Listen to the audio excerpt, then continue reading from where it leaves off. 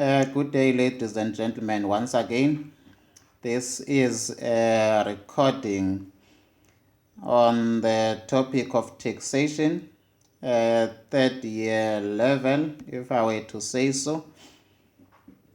We are provided with some information, but I would love to first start with the requirements so that we know what we are required to do. Then from there, I will try as much as I can to analyze the information that is provided to us in response to the requirements. We are required to calculate taxable income, current tax and deferred tax, and the rate change of this company, which is Ray Limited, for the year that ended 28th of February 2020. And take note that when we are required to calculate taxable income, obviously we start with the profit before tax. We have our permanent differences. We have our temporal differences. Then we consider all other factors throughout this calculation, but this is what it looked like.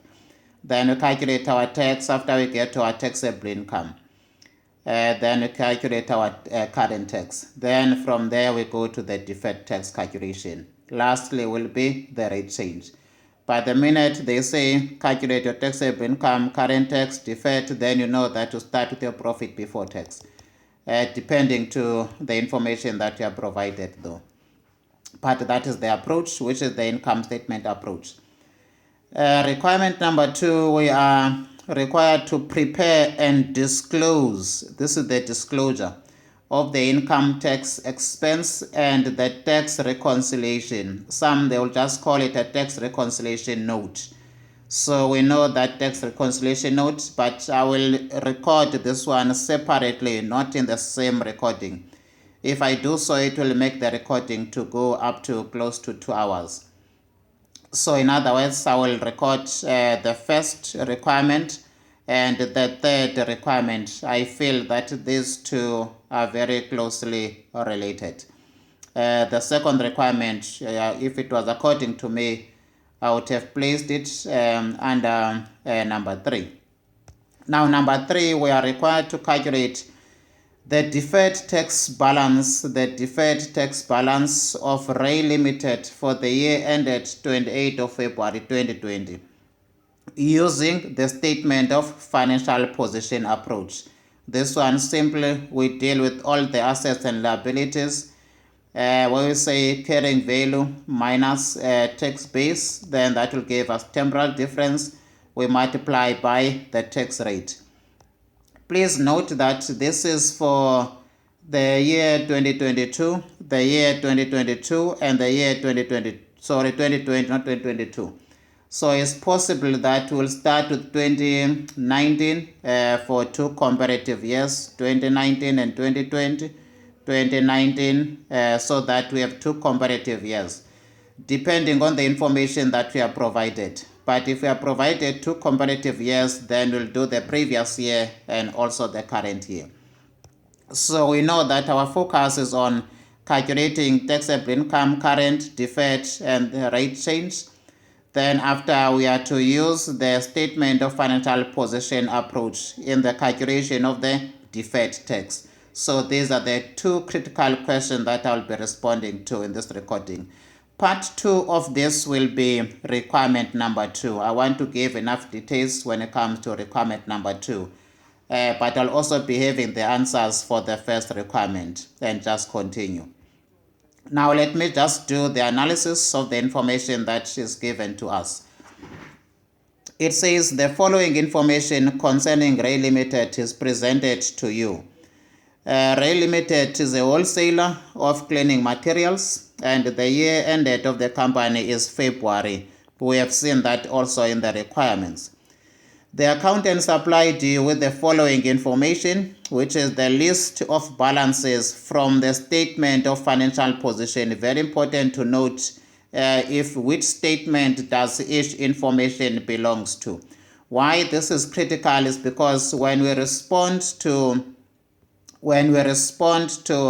the third requirement, where we are using the statement of financial position approach in the calculation of deferred tax. This table becomes very critical because this table is extracted, or these balances are extracted from the statement of financial position. Yes, there could be another information that we'll need from another table, but this one will assist us in response to the third requirement. So we have taken that into account, and also partly in the first requirement, it will also give us some info, and requirement number 1 will also need the information when it comes to the prepaid expenses and your income that has been received in advance, also with the provision for credit losses. And I will explain all of that as I am responding to this. So this table will help us in response to first and the third requirement. Then after, we have the list of income and expenses from the statement of comprehensive income.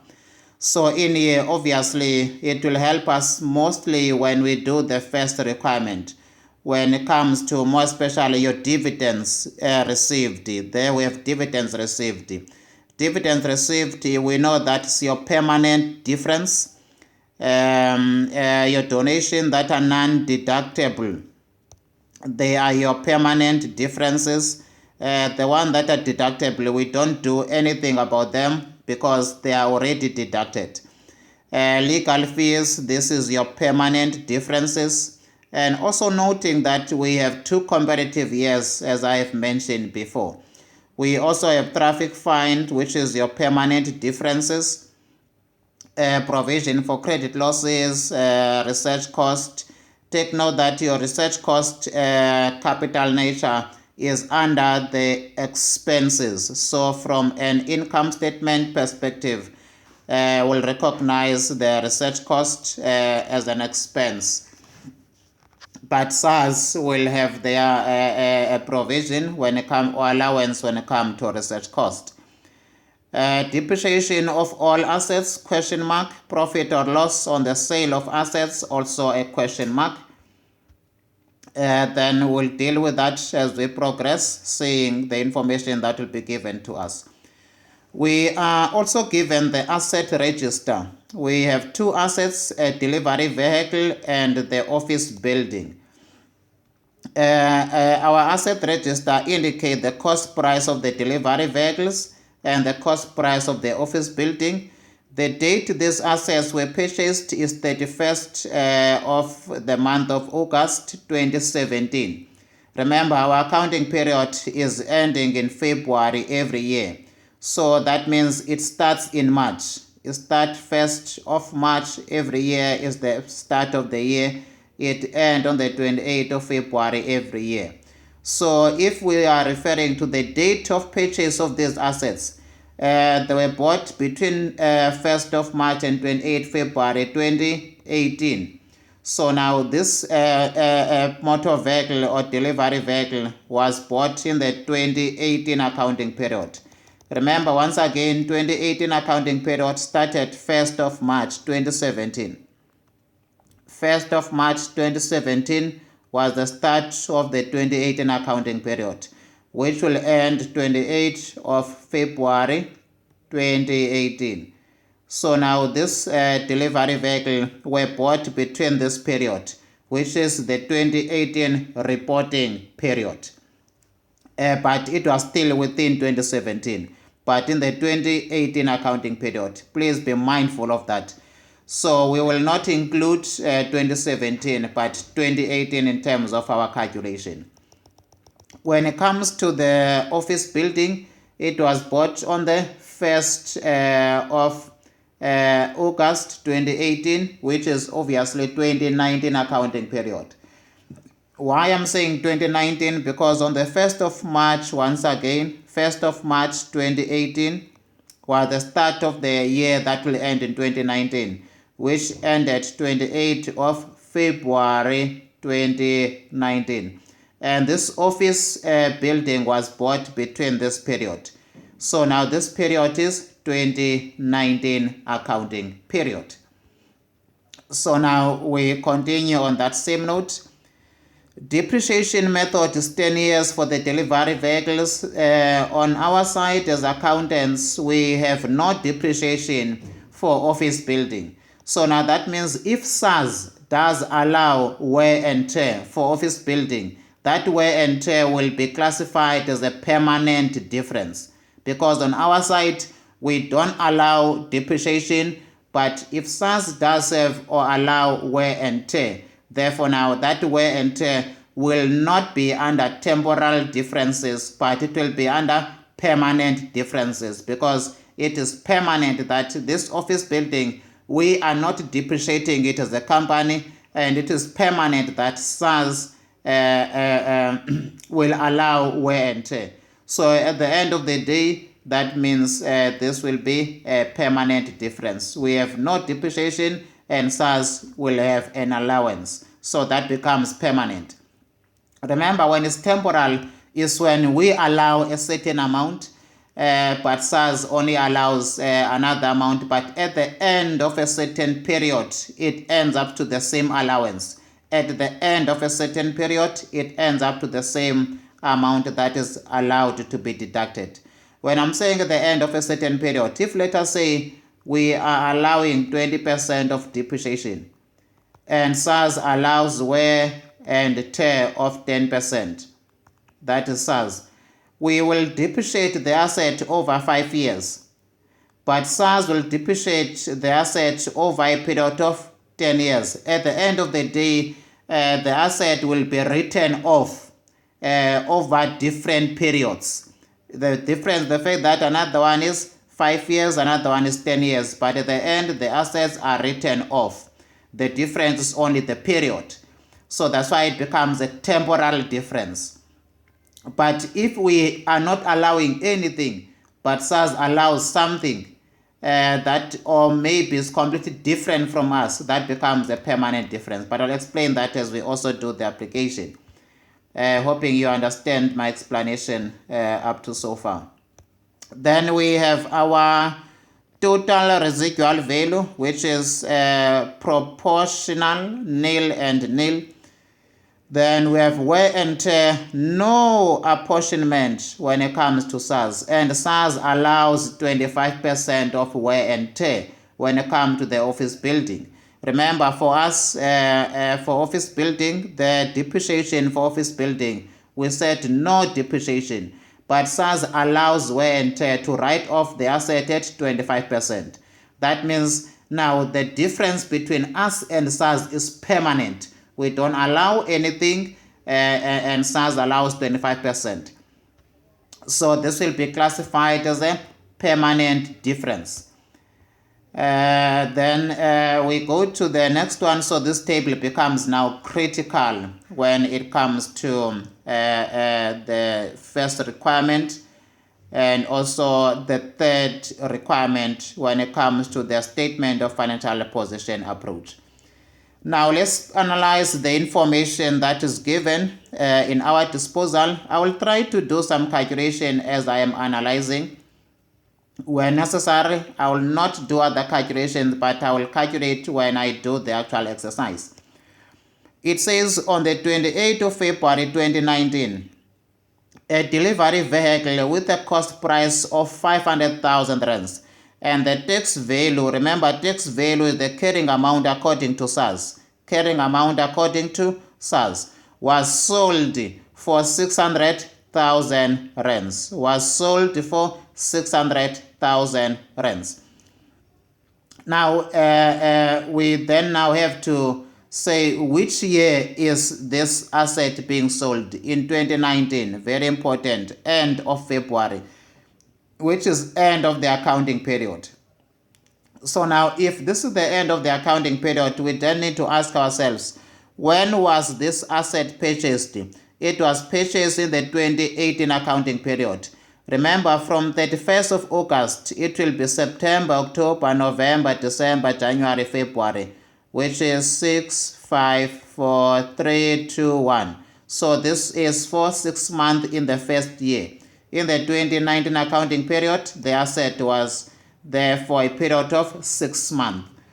But in the 2019 accounting period, it was there for the whole year. So we have 2018 accounting period, which is equal to 6 months from September, October, November, December, January, February. This was 6 months, 2018. In the 2019 accounting period, this asset was there for 1 year or for the full year. So now that means it's 1 year, 6 months. In the year 2019, the motor vehicle that costed us 500,000 rands. Then the selling price of this asset amounted to 600,000 rands.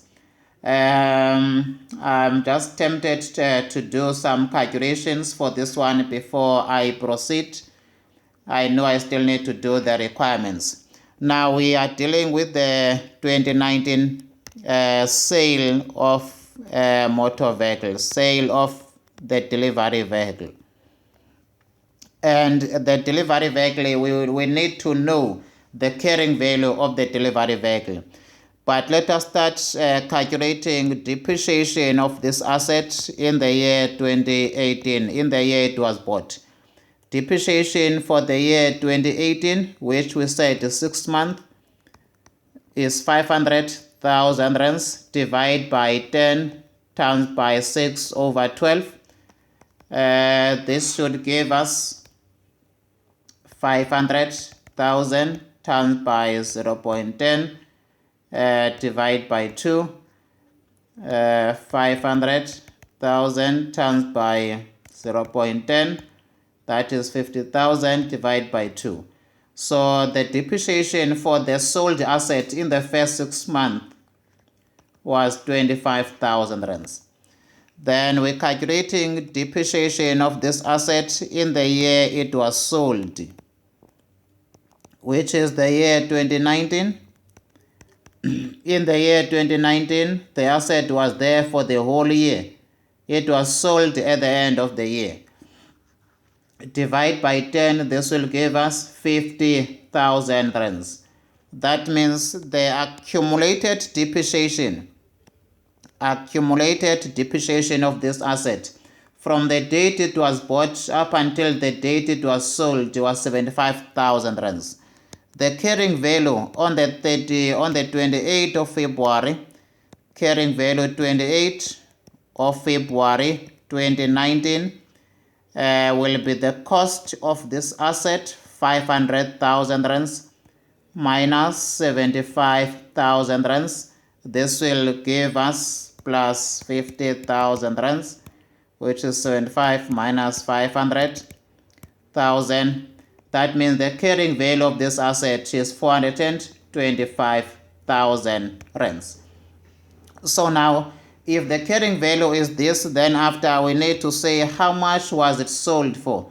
It was sold for 600,000 rands. Then the question will be, did we make a profit or a loss? Obviously, from an accounting point of view, we made a profit. The profit will be plus 600,000 rands. The profit is 175,000 rands. So this is the profit on the sale of profit on sale of the delivery vehicle. This is the profit on sale of this delivery vehicle in the year 2019. Now I want to highlight the fact that the cost price of this asset, if you remember, sale of this motor vehicle, if we're to say cost price, the cost price, we know that it is 500,000 rands. Now, the selling price of this motor vehicle is above the cost price. It's above by how much? By 100,000 rands. Remember, the selling price is 600,000 rands. So now that means the difference between the cost price and the selling price of 600,000 rands is equal to your 100K. 100K is the capital nature.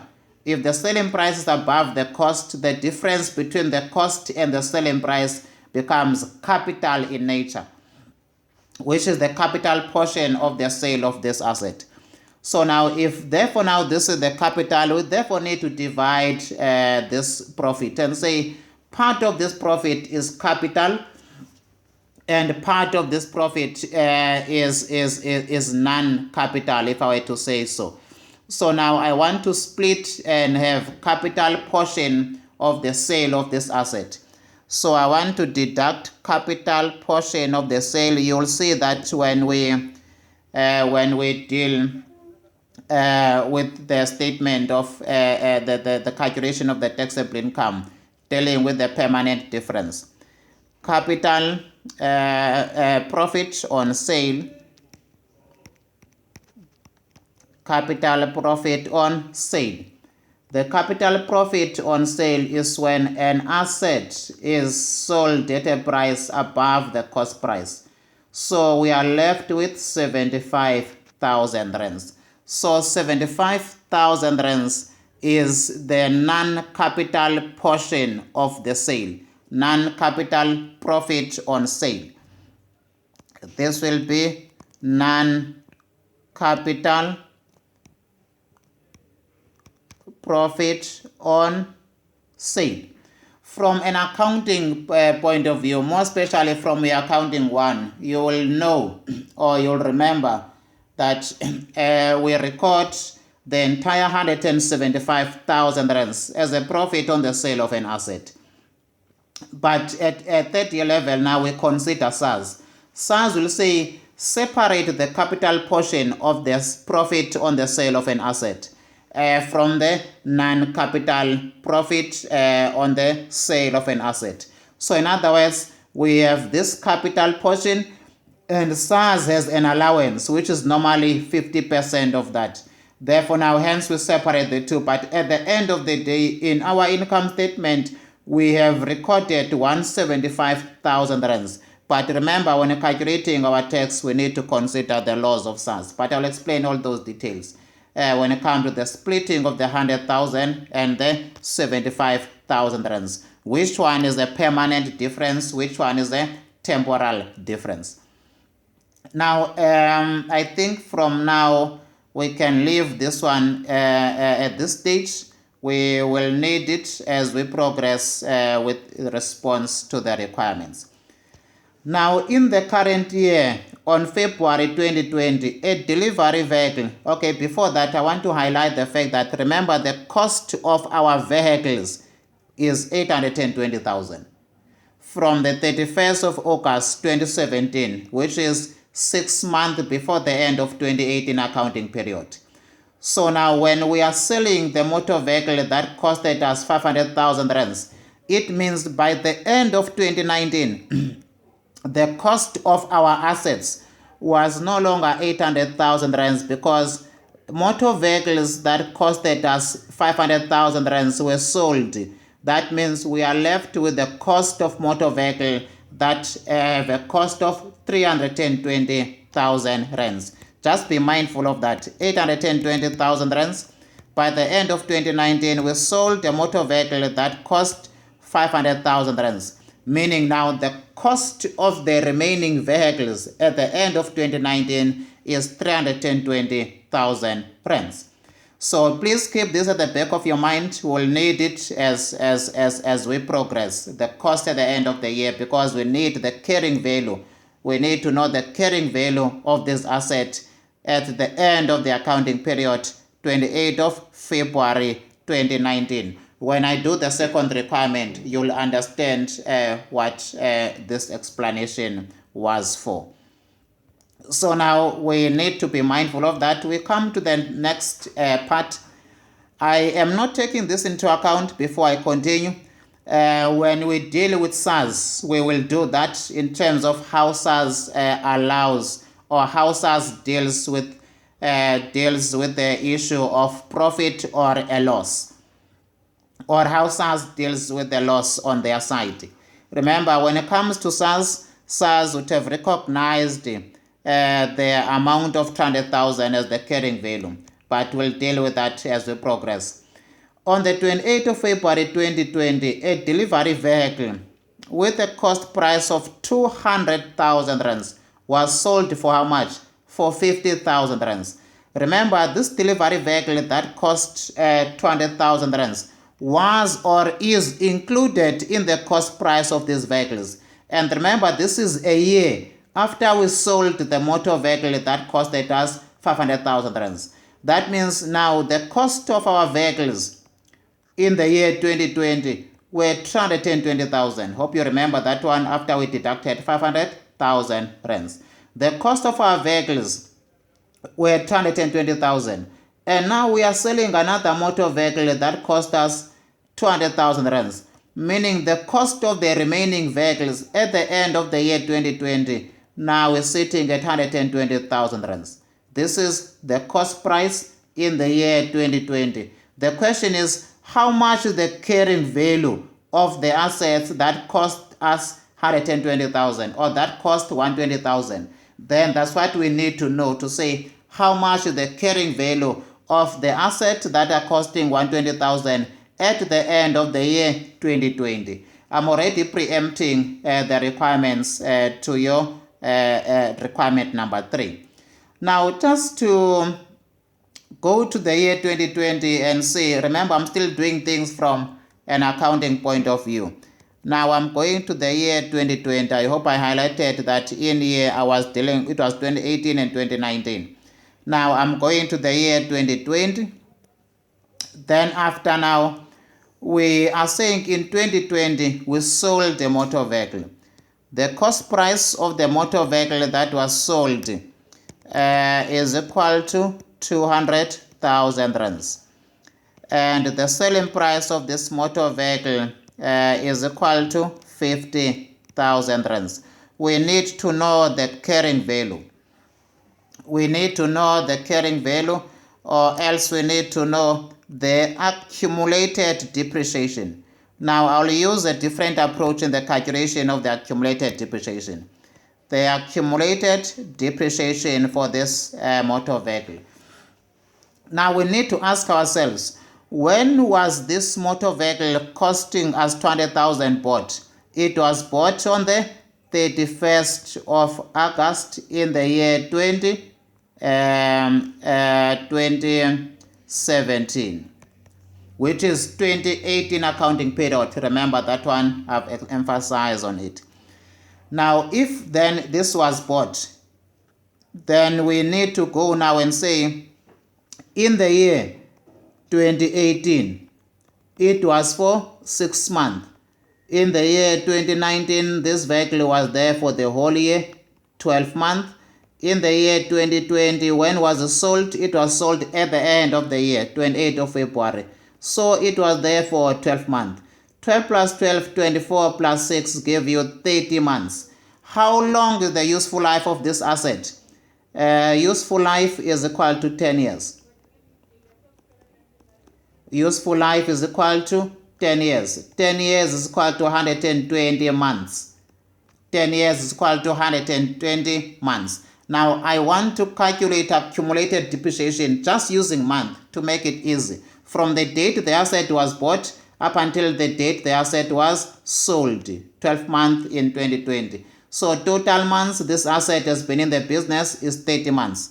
So we can just say 200,000 rands times by the number of months the asset has been in the business divided by the number of months of its useful life. This will give us accumulated depreciation for this asset. 200,000 rands times by 30 divided by 120 will give us 50,000 rands. 50,000 rands is the accumulated depreciation. This is the accumulated depreciation of this asset. If you want, you can do that prove it by yourself. Remember, 120 is equal to 10 years of useful life. We're told that delivery vehicles have a useful life of 10 years. So I said 10 times by 12 in order for me to get 120 months. And the asset has been in the business for 30 months out of 120 months. So that is where now my monthly calculation comes through. Now that means if this is our accumulated depreciation, then we can say now carrying value of this asset is equal to cost price of 200,000 rands minus 50,000 rands. Then the carrying value of this asset is 150,000 50,000 rands. How much was it sold for? The selling price was 50,000 rands. Obviously, we sold it at a lesser price. That means we'll get to a loss on sale of this asset, on sale of the delivery vehicle. DV delivery vehicle. Please don't use abbreviation. I'm just using shortcut to save time. So now that means the loss on the sale of this asset will be minus 150,000 rands. So now the loss is an amount of 100,000 rands. Remember, I'm still doing things from an accounting perspective or an accounting point of view. Now we have the loss on the sale of an asset. This is the loss. And this loss will need to be recorded somewhere on our calculations in response to these questions. This will need to be recorded somewhere. The 75,000 rands will need to be recorded somewhere. And the capital portion will need to be recorded somewhere. But we are still doing things from an accounting point of view. SARS will say, for me as SARS, I allow a certain percentage when it comes to the capital portion. And for me as SARS, I don't allow the 75,000. I allow scrapping allowance according to the wear and tear of SARS. So we'll still do the calculation of the profit from SARS point of view and the loss from SARS point of view to say, from SARS point of view, how much is the loss for this asset. So now we have done this part. I am now tempted to do the part of SARS with regards to the 2019 recording, which is this recording, the first asset that was sold in 2019. If I were to say, though, this is 2019 and in here we are dealing with 2020. Now let me go to 2019 SARS perspective. 2019 SARS perspective. 2019 SARS perspective. Now in 2019 SARS will say, let us check. Now in this case, we were not told how SARS is allowing wear and tear. Remember, this is a delivery vehicle. A delivery vehicle, SARS allows 20%, 2020, 2020 for 5 years. Where am I getting that? That is your special deduction formula on your tax module. Special deduction formula, just not sure if it's 11C or 12A. But that is where under your sections of SARS, we know that a delivery vehicle allowance of wear and tear by SARS is 20%. And this is the delivery vehicle, so the allowance will be 20%. Please familiarize yourself with the sections of SARS when it comes to the rules of SARS or wear and tear and other topics, so that you can apply in accounting where applicable. So though SARS, we have nothing when it comes to the vehicles, nothing was specified when it comes to wear and tear. There it was a question mark. So now we can confidently say now that is 20% according to section 11C or 12A. I just did not refresh myself of that. Now we therefore now are saying we are using 20%. That one I'm sure that is 20%. So now SARS will say how much is the tax base. Remember, tax base from SARS point of view is what is called a carrying amount on our side. Tax base, or let us start with wear and tear. Wear plus tear for which year? For the 2018 accounting period. When is the 2018 accounting period? The year this motor vehicle, remember now we are back to this motor vehicle. This motor vehicle was bought on the 31st of August, which is 2018 accounting period. It was in 2017, but in 2018 accounting period. And remember that SARS does not do no apportionment for SARS. So SARS does not allow the 6 month the asset was there. But SARS will say, for me, I take the cost price of the asset of 500,000 rands. I multiply it by 20%. then this will give us the wear and tear according to SAS. 500,000 times 0.2.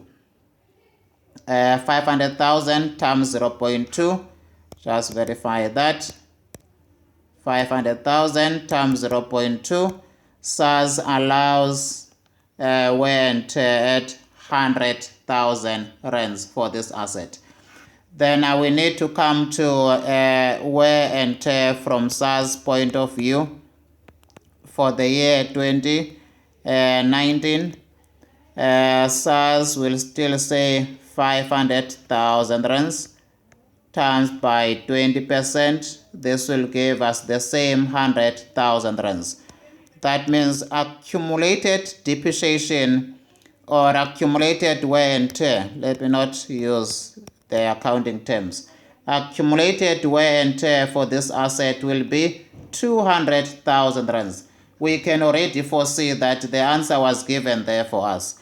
That means tax base of SAS will be equal to cost price of 500,000 rands minus accumulated wear and tear of 200,000 rands. This will give us the same tax base that was given to us as 300,000 rands. So we can see that we have that 300,000 rands that is already given to us. Now for this one, we already have the carrying value. We can leave this one is in there. Remember, the selling price for this one was above the cost price of the asset. And because the selling price was above the cost price, so SAS will still do the same thing and say how much the capital portion, which we have already calculated the capital portion to say the capital portion is 100,000 rands.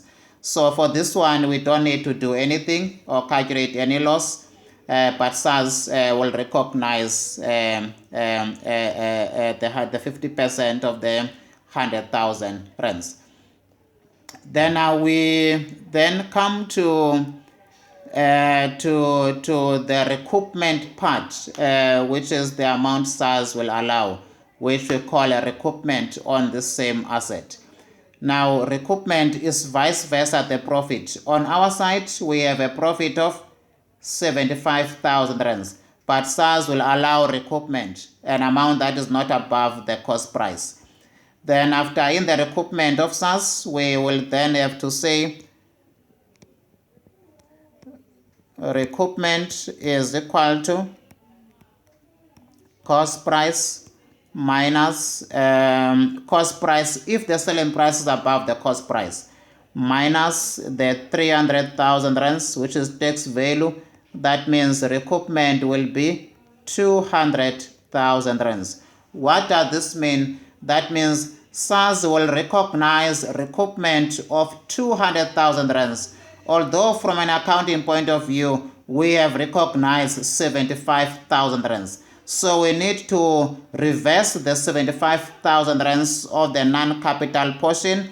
Then after we recognize recoupment from SAS point of view of 200,000 rands.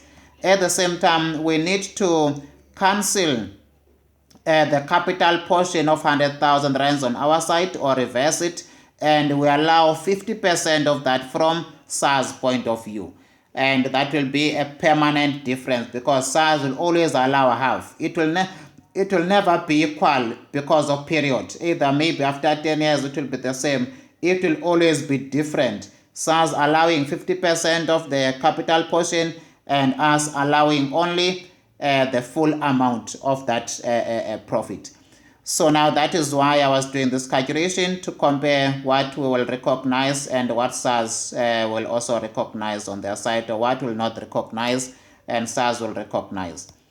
Then this was for the 2019 SAS perspective. Now, 2019 SAS perspective. SAS will recognize recoupment, then we need to reverse the 75,000 rands. Then we go to the sale of the 2020 vehicle. Let's go to the year 2020. 2020 we sold. Now we need to say from SAS point of view, SARS, remember, is a tax, has a cost price. Cost price is the same for all of us. The cost price of this asset was 200,000 rands. Then we need to say how much is wear and tear from SARS point of view. It will be 200,000 rands times by 20%. SARS will say 200,000 rands times by 20%. This will give us 40,000 rands, which is wear and tear for the year 2018, 2019, 2020. So we can just say times by 3. Remember, all assets were bought in 2018 accounting period. So it's 2018, 2019, and 2020 because it was sold at the end of the year 2020. So now that means now our accumulated wear and tear, which we could call that accumulated depreciation, will be 40,000 rands times by 3, which gives us 120,000 rands. Therefore, now we need to say how much, therefore, now is the tax base. Remember, tax base is the carrying value from the perspective of SARS. It will be cost price minus accumulated wear and tear of 120,000 rands times 3 minus 200,000 rands. That means wear and tear from SARS point, tax base, which is carrying value from SARS point of view, is 80,000. Then the question is, therefore, now how much is the profit or a loss from the perspective of SARS? That is what we will call a scrapping allowance. How much was the selling price? Selling price was equal to 50,000 rands. Here is the value of the asset, but the asset was sold for 50K. Therefore, now we have what SARS calls scrapping allowance. That is the loss on the sale of this asset. Scrapping allowance will be 30,000 rands. So what does this mean? It means when it comes to the calculation of the taxable income, we need to recognize scrapping allowance and we need to remove the loss. We would have recorded in accounting a loss on the sale of this asset. Using our depreciation and accumulated depreciation, we identify that we made a loss of 100,000 rands. But now what do we need to do then? We then need to reverse that. We recognize the scrapping allowance from SARS point of view. We are calculating profit or a loss using either accounting or SARS perspective. So now I think this has given enough details. My workings are not so much looking good with my writing, not so excellent. Please bear with me. I know you have a very good structure and a very good writing, write them so well. So we are done with this one with regards to the capital portion. Just to close it, this one, the selling price of this asset is less than the cost price. So we don't deal with the capital portion. Only if the selling price was above the cost price, then there will be a capital portion and a non-capital portion. But in this case, we don't have anything that is above the cost price.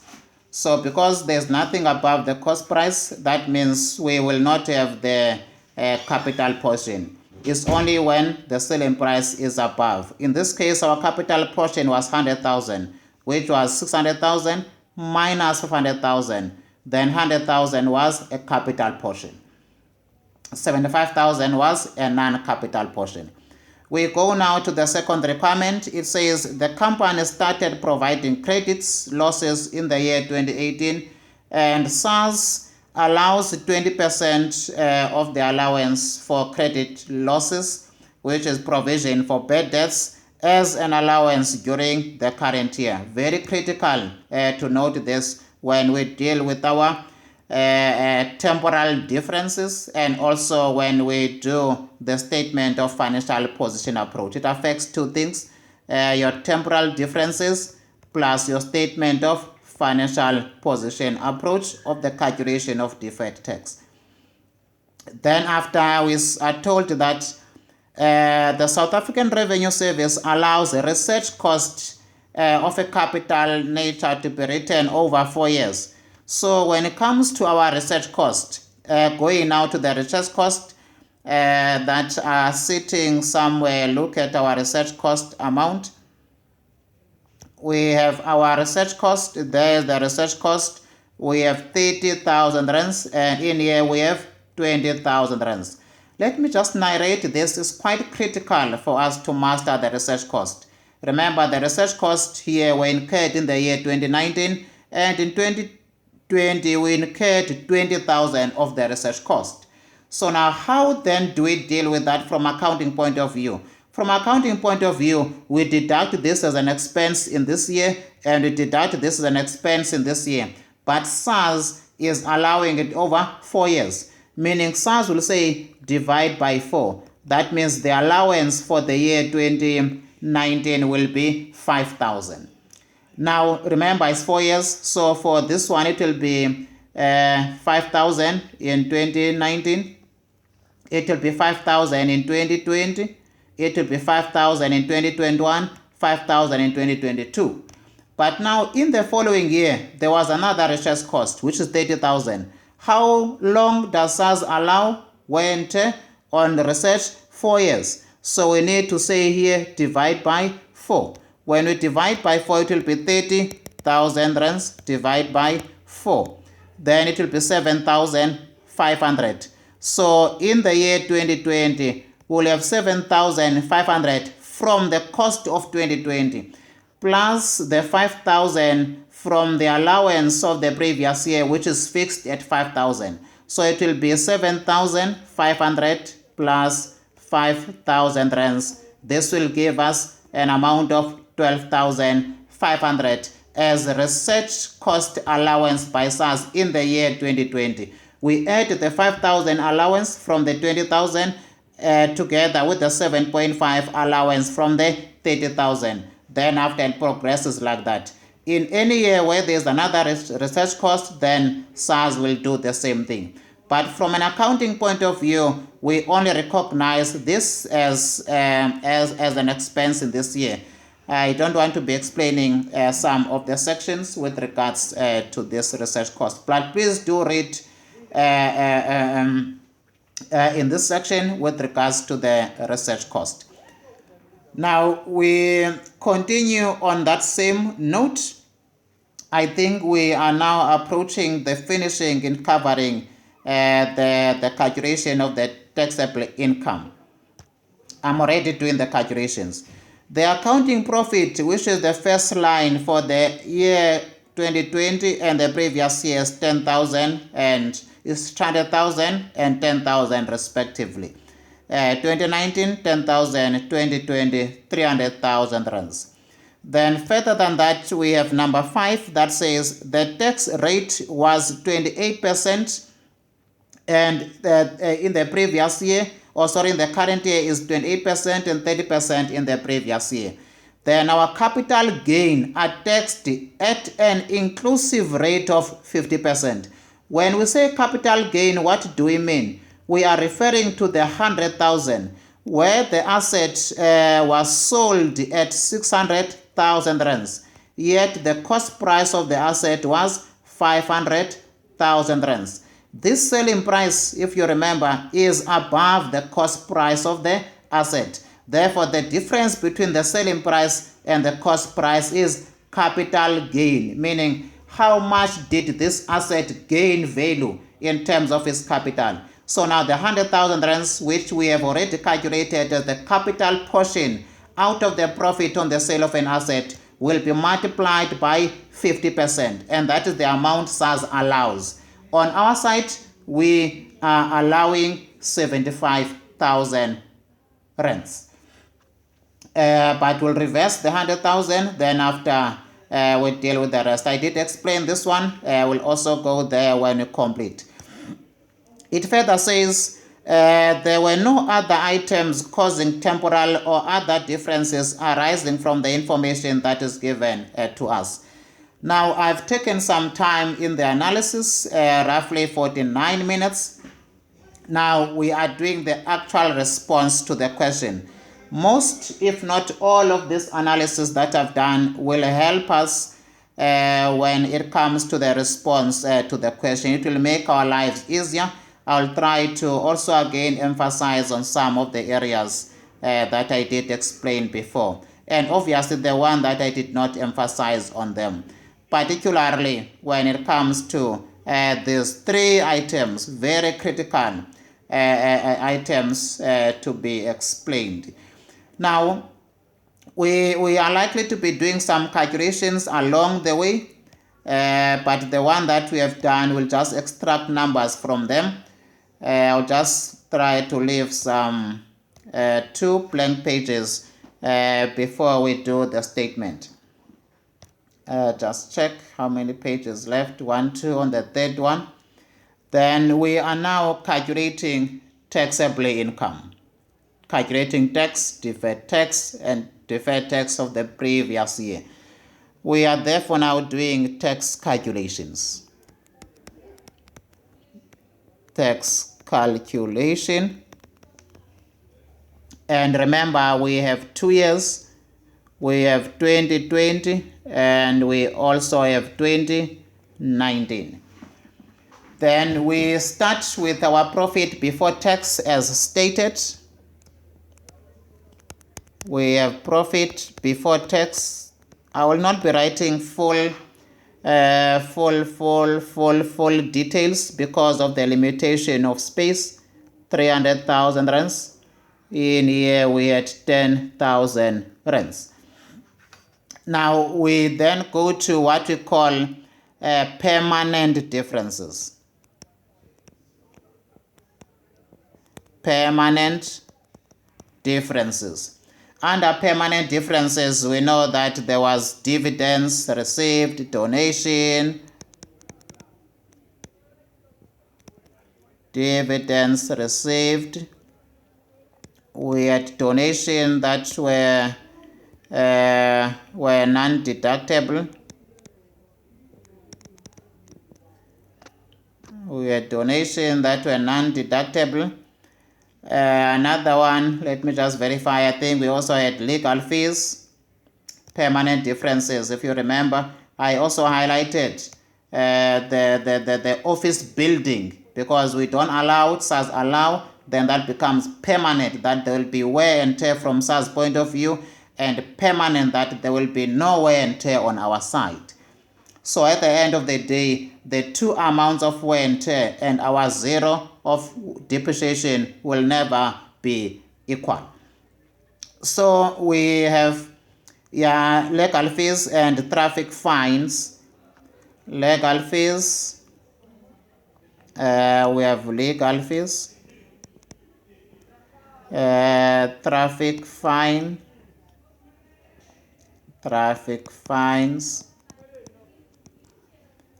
we have wear and tear of the office building. This is your office building wear and tear. The other two parts is your capital portion on sale and your taxable capital gain. Your capital portion on sale. Capital portion on sale only appears, just to remind you, only appears if there is an asset that is sold at a price that is more than the cost price. That is where now we have the capital portion, which is 100,000 rands. So that is why now we have that capital portion. The next part which SARS allows is the taxable capital gain. Capital profit on sale. Then SARS allows taxable capital gain. Taxable capital gain. I'll try to explain as much as possible. Now let us start with the dividends that were received. Dividends received previous year, we have dividends received 75,000 and 35,000. 75,000 and 35,000. 75,000 and 35,000 rands. Remember, dividends that we received were added here as income. 75,000 was added here as income. Now we are removing because SARS does not allow us to deduct. Why? Because dividends, they have 20% tax. So when we receive dividends, they are already taxed. So SARS will say, please don't put this as taxable so that you get tax on it, because you already paid 20% before you receive the dividends. Then donation, they are not permitted, they are non-deductible. If they are saying non-deductible, meaning SARS doesn't allow them, 10,000 and 20,000 previous year. So now we remove this 10,000 in the current year. Previous year, it was 20,000 in the previous year. Then in this case, now we are saying, remember, donation was recognized as an expense. So if it was expense, meaning it was deducted in this profit, and it was deducted in this profit. So for us to reverse it, it must be recorded as positive. For us to recognize, to reverse it, it must be positive. Similarly, with the legal fees, it was recognized an expense negative, but SARS says, no. Your legal fees of 3,000 and 8,000, they are not permitted for deduction. This is 3,000 and the previous year 8,000. We are reversing the deduction that was done. SARS does not allow these legal fees as deductible expenses. They are non-deductible for tax purposes. Then another one is the traffic fine that is not deductible for tax purposes, 7,000 current year, previous year 3,000. 7,000 current year, previous year 3,000 rands. Then after, we now go to wear and tear of the office building. On our side, we have nothing. This is the permanent difference. So permanently, SARS will allow wear and tear, and permanently we don't allow. So there will never be agreement in terms of numbers at the end of the period. So this becomes a difference that is permanent. That's why I emphasize that office building allowance 25% of the cost price. So we times this by 25%. It will give us the wear and tear for each year. And we know that SARS does not apportion. 200,000 rands times 0.25. That gives us 50,000 rands. The 50,000 rands is the permanent difference with regards to the wear and tear. So SARS is saying, I am allowing a deduction or an allowance of 50,000 rands for the office building. The profit, the capital profit on the sale, remember the asset was sold where? In the year 2019. We added this in our profit or on the sale of an asset in 2019. If I just to be clear with you, give you some more detail on this, I hope it won't take me that much time. I do not want to explain all these details. This is the profit on the sale of an asset that is recognized in our income statement. So on our income statement, we recorded 175,000 rands. And SARS is saying, remove 100,000 rands here, because 100,000 rands is capital in nature, remove it. And either way, I as SARS, I only allow 50% of this. So we are separating the amount that was recorded in accounting point of view as once-off amount, 175,000 rands. But inside the SARS say 100,000 rands is a capital nature. Why are we saying this capital nature? Is because when we calculated this profit, what did we say? We said carrying value minus the entire selling price. And part of the selling price was above the cost price by how much? By 100,000 rands. So that is why now SARS says, no, guys. For me, I don't recognize the capital portion as a deduction. So please reverse it. So because it was added as a profit, remember profit is added to our income statement, and it has increased our profit. So we are reversing it in 2019, and we are putting 100,000 rands back. 100,000 rands as a negative, cancelling the 100,000 that was included in the 175,000 rands. So we have removed it. After we have removed it, SARS say on my side I only allow 50% of the capital portion. SARS is saying I only allow out of the 100,000 rands 50%. Therefore now SARS is recognizing 50,000 as a profit from the sale, which is the taxable capital gain on the sale of this asset. 50,000 is what SARS is allowing. This one we are reversing what was recognized as income. Please bear with me with the writing that passes by the alignment. I just wanted to be cautious of space for numbers purpose. Then now we have dealt with this part very well. We have dealt with this part well. Then we can then do our total calculations. We can do our total calculation. I'm thinking if am I not missing anything under permanent differences. Not that I remember. We have 35,000 negative and 50,000 negative. 10, 3, and 7 are the amounts that are there, and this will lead us to a total of 65,000 rands.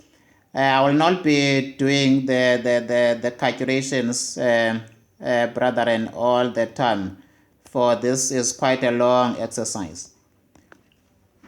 Please do verify that we have 20,000 positive, 8,000, 3,000 positive, and 50,000 positive. We have 100,000 negative, 50,000 negative, and 75,000 negative. I'm just verifying the numbers in terms of accuracy.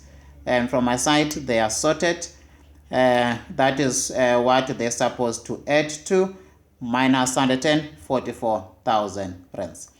Then we therefore now calculate the total. The total will be 300,000 rands minus 65,000 rands. This gives us 235,000 rands after the permanent differences. We have 10,000 rands minus 144,000 rands. We can already perceive some loss in here. We are sitting with a negative 134,000 rands. Now we therefore now go to our temporal differences. The differences that are temporal. Temporal differences. Under our temporal differences, we therefore now start with our normal depreciation of the vehicle and the wear and tear. We know that one. We have our depreciation. Then we say vice versa, wear and tear. Depreciation we are reversing. Remember, depreciation was already deducted in this profit. We said minus depreciation in each of the years. But now we want to say, SARS is saying, please, I don't recognize the depreciation. I recognize my wear and tear. So we need to reverse our depreciation, put it as positive to cancel the negative that was done to our profit. SARS will allow the wear and tear. SARS will allow the wear and tear. Now let's look at the year 2019. The year 2019, when was the asset sold in 2019? In 2019, the asset was sold at the end of the year. So that means the depreciation at the cost price will be there for the whole year, because this cost of the motor vehicle was sold at the end of the year 2019. So we have depreciation for the whole year at 820,000 rands. This will be times by 0.10 or divide by 10 years. It doesn't matter which one is which. 820,000 rands times by 0.10 will give us an amount of 82,000 rands. This is the year 2019. the depreciation is for the whole year because the assets were still all of them there. But in 2020, we have noticed that in 2020, our assets were no longer costing 820,000. In 2020, we have already sold, remember, the cost price of our assets for the whole of the year 2020 was 320,000. Remember 2019, we said cost price of 820,000 rands minus the cost price of the assets that were sold. That means in the year 2020, opening balance of the cost of our asset was 320,000. Then another sale was made in 2020. Was it made during the year? No, it was made at the end of the year. That means the asset to the cost price were there for the whole year, 0.10. They depreciated for the whole year. Then we sold them at the end of the year. So depreciation will be for the asset that were there from the first day up until the last day of the year. And the cost price of this asset was 320,000. And this should give us 32,000 rands. So now that means for the year 2020, we are sitting at depreciation of 32,000 rands. And I don't know why I'm recording all this under wear and tear. 32,000 rands and 82,000 rands. Then we come from SARS point of view, and we knew that SARS allows wear and tear at 20% special deduction, your sections there that I mentioned before. And we said in 2019, all the assets were there for the whole year because the sale took place at the end of the year. 820,000 times by 20% will give us the wear and tear for the year 2019. 820,000 rands divided times by 0.2 gives us 164,000 rands. Remember, the assets were there for the whole year even from an accounting point of view, and SARS does not apportion. 164,000 rands. Then in the year 2020, how much was the cost of the assets that were there for the whole year? The cost of the asset for the whole year 2020 was 320,000 because we sold the one in the year 2019. So we termed this by 20%. 320,000 rands times by 0.2. How much do we get? We get 64,000 rands. We get 64,000 rands. So now SARS is saying, please allow my wear and tear and cancel your depreciation. We are calculating tax here according to our rules, which is SARS rules. Then now we come to the very lovely part. The very, very, very, very lovely part. Your prepaid expenses, very critical, these ones. I'll analyze them deeply. That is where I will spend most of the time. I will analyze these ones deeply before I can then finish. We go to our statement of financial position items. Statement of financial position item. We start with the income received in advance. I start with this one, then I'll end with the credit losses. And this will be number 2, number 1, number 2, number 3. Then after we do our research cost. And we wrap after with the scraping allowance that we've already calculated and the non-capital profit on sale. We now have income received in advance, closing balance first, balance at the end of these years. Income received in advance, closing balance. Income received in advance. Please bear with me. Bear with me. I have limited capacity in terms of space. Then space becomes the limiting factor. Income received in advance. I want to leave space for plus or minus. Income received in advance. In advance. It's not internal auditing. Then this will be closing balance. Then we'll have income received in advance, opening balance. Now the question is, how do we deal with this? Which one do we add? Which one do we subtract? let's take things from an accounting point of view. When we receive income in advance this year, do we recognize it as income this year in the income statement? No. We recognize it next year from an accounting point of view. So the income that is received in advance, closing balance, is not in our income statement, meaning the profit that we have here was not affected by the income that we received in advance this year, which is closing balance, what we received this year. So we did not add it on our income statement, because from accounting point of view, we are saying this income belongs next year. But SARS will say, you received it this year, recognize it this year. You received it this year, recognize it this year. So that is why now we will say plus or add, because SARS is saying add it now. Let's check how much did you receive in advance, because SARS is saying if you receive it now, recognize it now. It's 25,000 and 12,500. So we are recognizing this from SARS point of view, 25,000 and 12,500. Then from an accounting point of view, the income received in advance opening balance.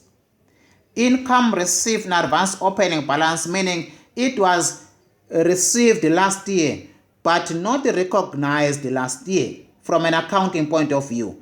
So in the current year, we recognized this income. It was received last year, but we recognize in accounting in the current year because it belonged in the current year. So from an accounting point of view, we said 7,500 in our income statement. We added this as income because it belonged in the current year, though we received it last year. And again, in accounting, the income that we received last year was not recognized in accounting as income because it was not for that period. So from an accounting point of view, the income that was received last year, which belonged in the current year, was recognized in the year 2020 as 12,500. So now when we do this, SARS will say, no. Remember last year, I allowed you to recognize this as income. So when SARS was doing this last year, when SARS was doing this last year,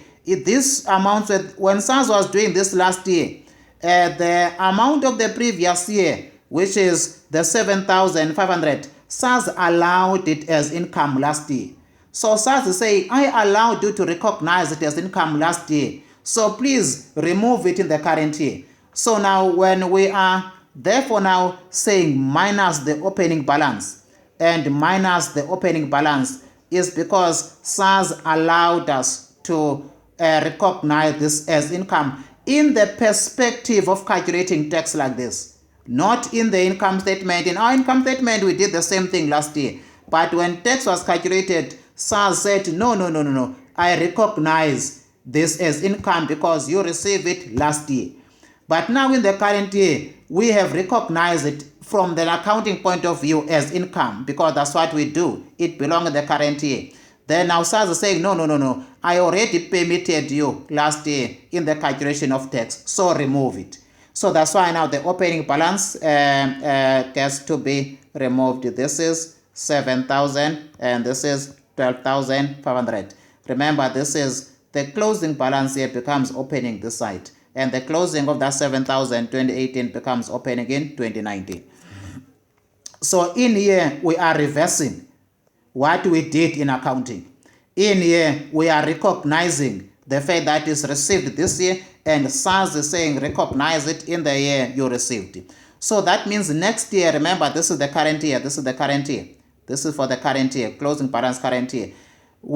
SARS has given us an allowance to recognize this as income. So next year when we recognize it in accounting as income, SARS will say, no, I already gave you an allowance last year. So please do memorize this. That's what I can say.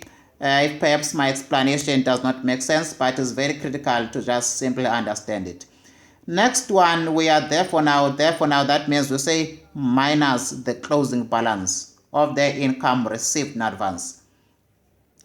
Then we go now to the next one, which is prepaid expense. Another one that is likely to be there is your accrued expense and accrued income. Brethren, please be mindful. Revise also that one. Think about it, how you can treat it. I will not have time to explain it. But if you think you want to master it and you don't understand, you can just text me, then I'll explain it to you. Your accrued income and your accrued expense. Because in here they gave you income received in advance and prepaid expense. And the other accruals will be accrued expense and your accrued income. How do you treat them? You need to know from an accounting point of view and from SARS point of view. So we're coming to prepaid expense closing balance and prepaid expense opening balance. We are still sitting at 2020 and 2019. We have prepaid expense. This is closing balance. And prepaid expense opening balance. Now, when did we pay the expense? We paid it in the current year. SARS will say, you paid it this year, so recognize it this year. That is the closing balance. The closing balance is from the perspective of SARS. SARS is saying, you have paid 6,000 this year in advance or prepaid expense, and you have paid 7,000 this year. Recognize it in the year you paid it. That's what SARS says. Recognize it in the year you paid it. So that is the SARS point of view. Closing balance is recognized in the year we paid it. So that is what SARS says. Now, from an accounting point of view, then from the opening balance, we are going to say this was prepaid last year, but in accounting, it was recognized in the current year in our profit.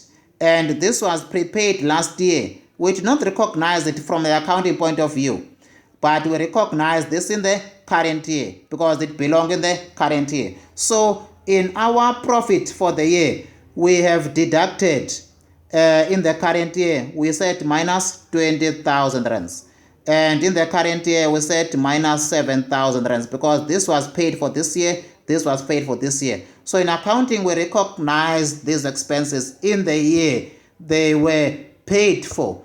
But SARS would say, no. I want you to reverse that. I know in accounting you said minus because you deal with the accrual basis principle. But now reverse it and say plus 7,000 and reverse it and say plus 20,000 rands. Because I already allowed you when I was doing my tax last year.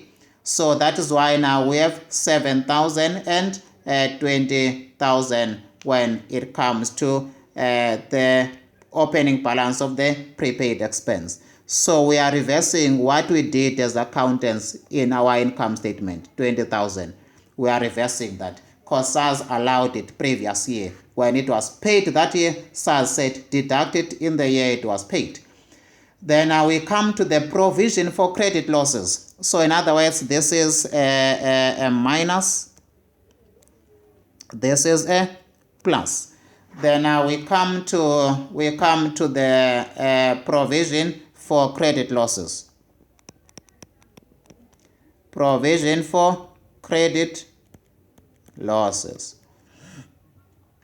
Provision for credit losses. Closing balance. Then we have provision for credit losses, opening balance. How do we deal with these figures? Then when it comes to provision, we have 4 of them. Where we are doing the reversal, then after we take things from SARS point of view. Now from an accounting point of view, we have a provision at the end of the year where we will be dealing with the reversal, then after we'll go to SARS. Our provision for credit losses closing balance, we check there how much is our provision. Provision for credit loss closing balance, we are sitting at 6,000 and 9,000. SARS is saying please reverse this because SARS does not allow this 6,000, the 6,000 and the 9,000. We have the 6,000, we have the 9,000 rands. SARS is saying reverse, I don't recognize this provision. Why that is the case? Why are we doing the reversal? It's because SARS allows a provision of 20. SARS allows a provision of 20% on credit losses. Allowance on credit losses 20%. So now from us in accounting point of view, we would have deducted this provision on our income statement. Then our SARS will say, please do not recognize this. Therefore now we have to add this back. But it's only the opening balance that will be deducted. Please do memorize this. It does not change, it remains the same. So with the opening balance, then I will say opening balance will be the closing balance of the previous year. In here we are sitting at 6,000 rands, and in the opening balance in here we are sitting at 8,000 rands. The 8,000 rands is the closing of the previous year. We have the closing balance of the previous year that becomes opening in the current year. So now that opening balance, remember, was already taken into account in the previous year. So the opening balance was already taken into account in the previous year and is included in the current year. So now this one is the reversal from the provision of the current year, if I were to say so. So provision of the current year is inclusive of the previous year, so we are cancelling that. We do now the same thing when it comes to SARS point of view. SARS has a provision for credit losses. SARS has a provision for credit losses. Remember, in here we are reversing from an accounting point of view, where SARS says cancel all that we have done. We are cancelling all that we have done. Then now we go to SARS and we say, what SARS are you saying? That means we add in here and we deduct in here. SARS allows 20%. SARS allows 20%. So now we have a provision for credit losses. Provision, which is allowance. Just to be clear, when we deal with SARS, we use the term allowance. This is the closing balance. Then we have provision, which is allowance from SARS. Opening balance. How much is SARS allowing in the current year? SARS allows 20%. SARS allows 20%. In the current year, we have 6,000 times by 0.2. SARS allows 1,200. So we have done the reversal. Remember, in there, we have done the reversal in there. Then you say 9,000 times by 0.2, and SARS only allows 1,800 of the provision that we have reversed. So this one, we cancel what we have deducted as provision. We were cancelling what we have deducted as provision. Then we are allowing SARS the 20% out of the provision of the current year. So the same thing now, just memorize from your closing balance. Then now your closing balance becomes your opening balance, and 20% of that will then be allowed by SARS. From that 8,000, we times by 0.2, we get to 1,600. Then this becomes the positive one, 1,800, because provision of the previous year is included in the provision of the current year. So hence we remove the provision of the previous year. Because of the provision of the current year, look at the 6,000 and 9,000. This is an increase of the provision or a decrease of the provision of the previous year, if I were to be just clear on that note. When we have provision of the current year, it's an increase or a decrease of the previous year. If, let us say, we had a provision of on credit losses, a provision of how much? Provision of 6,000. When the provision this year is 9,000, it is 6,000 of the previous year plus 3,000 of the current year. Then it becomes 9,000. So in the current year is included is the provision of the previous year. That is why now we cancel the opening balance, because the opening balance is included in the provision of the current year. So that is what it means. Then after we have the provision, which will be calculated from SARS point of view from 6,000 rands times 0.2, this will be 1,200. 1.1 just verify if we have 1.8 in there or 1.6. I'll just verify there if how much is our opening. How much is our opening for 20? Our opening for 20, opening for 2019. Our opening for 2019, 1.2. We have 1.2 and 1.8. Then we are sitting in the opening balance 1.2 and 1,600. 1.2 and 1,600, which is from 8,000. 8,000 times 0.2, that is 1.6. I don't know why I said 1.8 there. So that is the provision.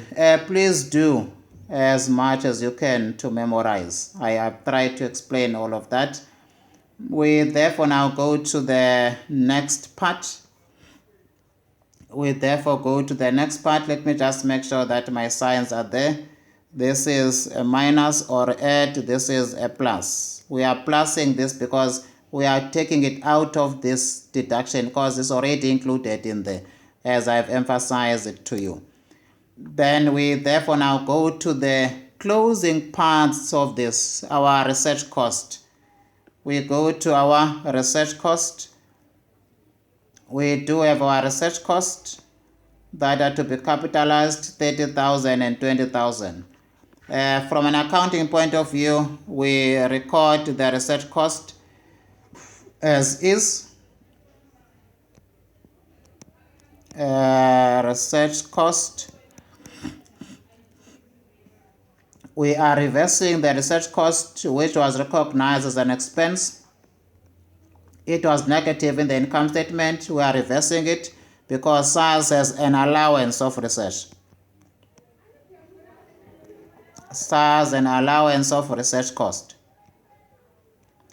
And what is the allowance of SARS with regards to research cost? SARS allows research cost over a period of 5 years or 4 years. I hope you still remember my calculations of 5,000 and 12,500. The allowance for research cost is over 4 years. That's the research cost by SARS. And in the current year, our research cost is sitting at 20,000. No, previous year is 20,000 rands. We say divide by 4. So the allowance, which is wear and tear, is 5,000 rands. That 5,000 for 4 years is for 2020, 21, 22, 23, which is 19, 20, 21, 22 years up until 2022. That's where we'll be recording the 5,000. There was another cost incurred. It's not increasing from the 20,000. It's another cost incurred separately in 2020. We also allow it from SARS point of view 4,000. Then this will give us 4 years man 5,000, 7,500. So that means in 2020 we are sitting at the two amounts, 7,500 plus 5,000 rands. Then we have 5,000 rands plus 7,500 of the allowance of the 30,000 for 2020. We are sitting at 12,500 rands. So that is where this 12.5 comes from. So this is what SARS allows on us. We are reversing that research cost. There's a section on the intangible asset research cost that you need to go through on this one, just for further details. Then after we then go to the non-capital profit on sale. If you remember that non-capital profit on sale, non-capital profit on sale.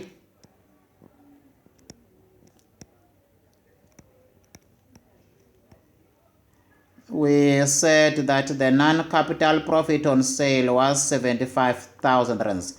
Remember, the profit on sale of an asset was 175,000 rands. And we said 100,000 rands of that is capital. And we dealt with the capital portion there in the beginning. Capital portion, we reversed that one. And SARS allowed 50% of that capital. This was SARS allowance, where we added that profit from SARS point of view.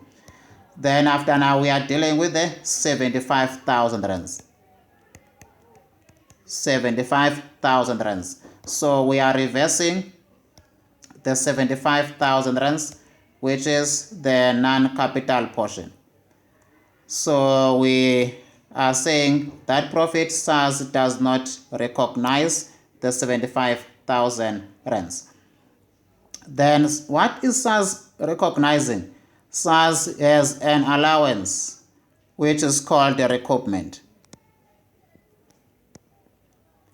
SARS an allowance which is called recoupment.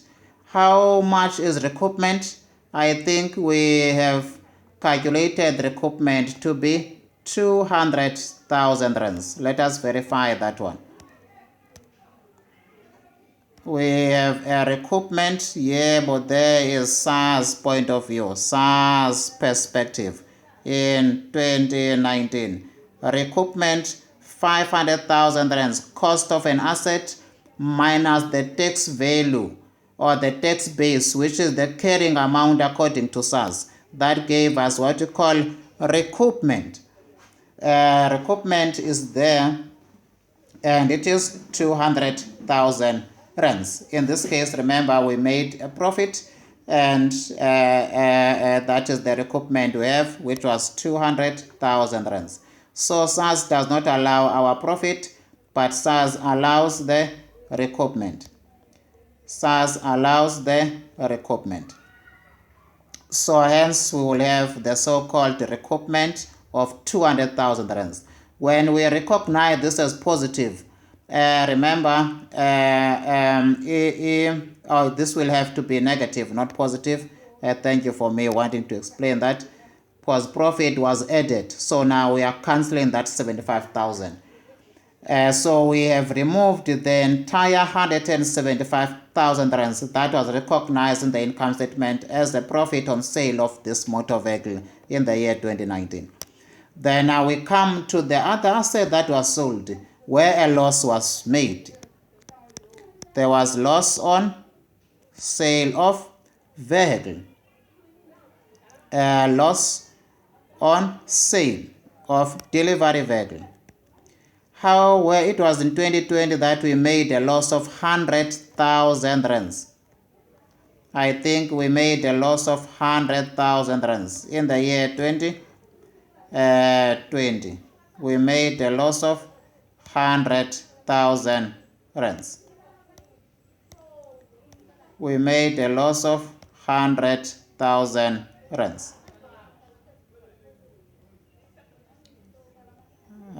Just go there. We made a loss of 100,000 rands. Just verify that loss. There was loss on the sale of this motor vehicle, 100,000 rands. The carrying value was 150 and the selling price was 50,000. So SARS is saying, I don't recognize your loss. I recognize my scraping allowance. So that is what we are looking for now, to reverse our loss. And for us to reverse our loss, it has to be positive because it was negative when we recognize. Then SARS will recognize scraping allowance. And I think the scraping allowance was an amount of 30,000. Scraping allowance was an amount of 30,000 rands in 2020. That scraping allowance, we have done the calculations for it.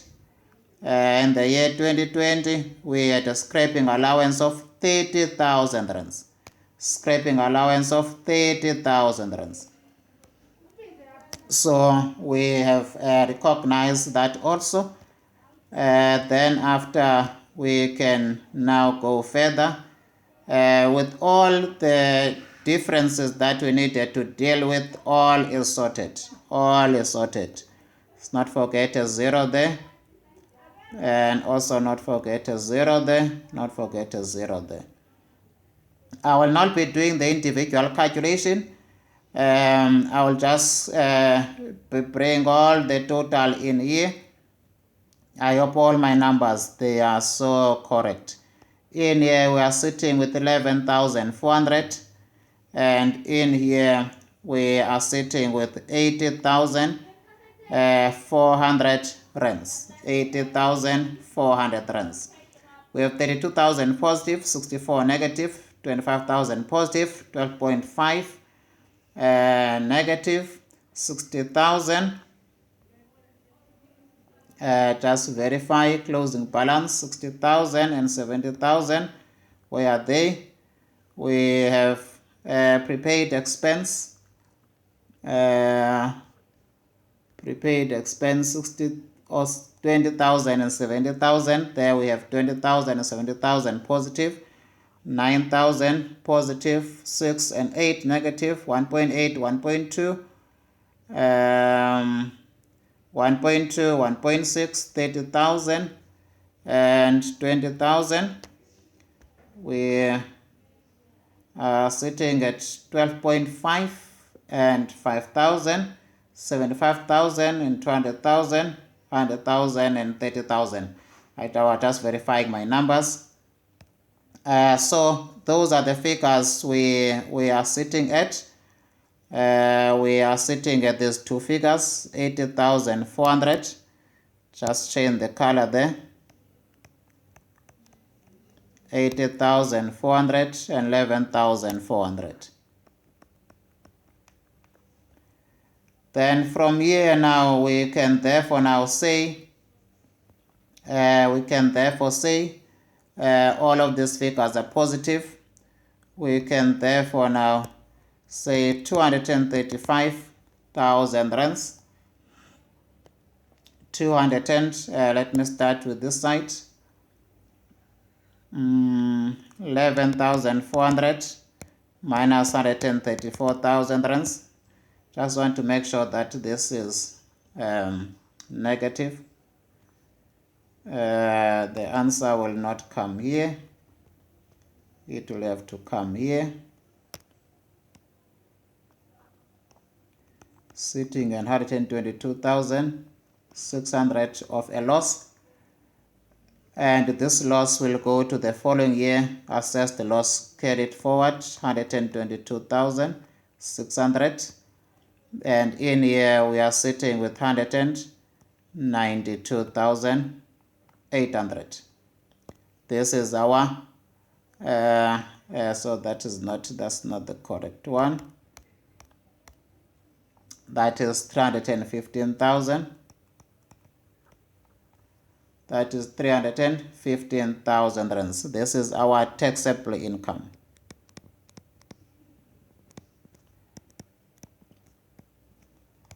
Taxable income from the current year is this plus this, which is 235,000 rands plus 80,400. This is 315,400. So that's where we got the 315,400. Then we have assessed the loss. Assess the loss. Carry forward. Then from there we can draw, remember that the assessed loss is negative. Here we remain with the same loss, 122,600. And in here we have 192,800. This is taxable income.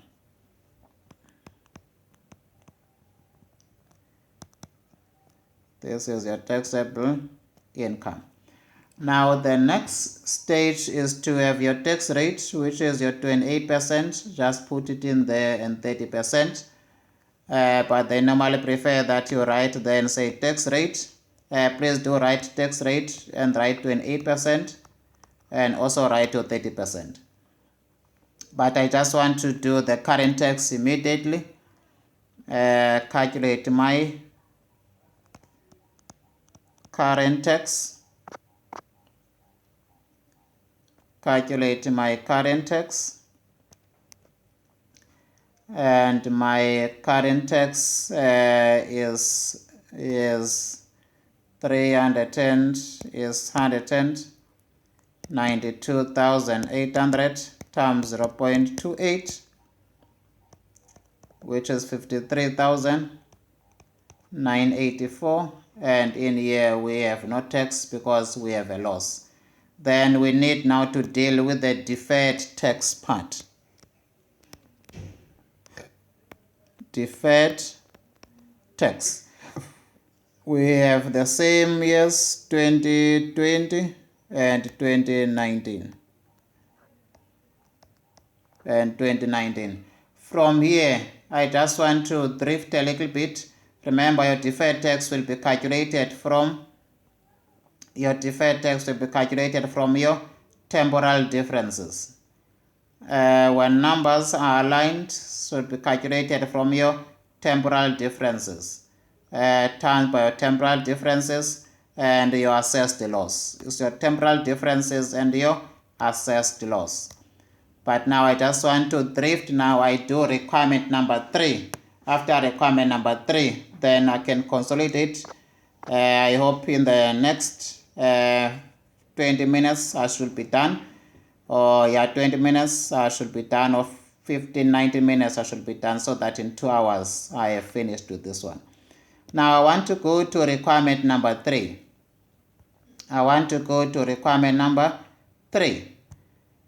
Requirement number 3. Under the requirement number 3, it says we are calculating the deferred tax using the income statement, the statement of financial position approach. Is for the previous year and for the current year. That is where then now my focus is. We are doing the statement of financial position approach of the calculation of the deferred tax. That is C, statement of financial position approach. Statement of financial position approach in the calculation of deferred tax. I would love to say we have our carrying value, we have our tax base, we have our temporal difference, then we have our deferred tax. For all the assets we have is delivery vehicle,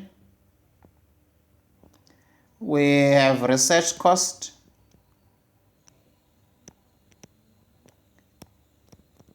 we have assessed the loss in the year 2019. Let me specify that this is 2019. We have a loss that is made. We have assessed the loss. After assessed the loss, we have prepaid expense. Then we have income received in advance.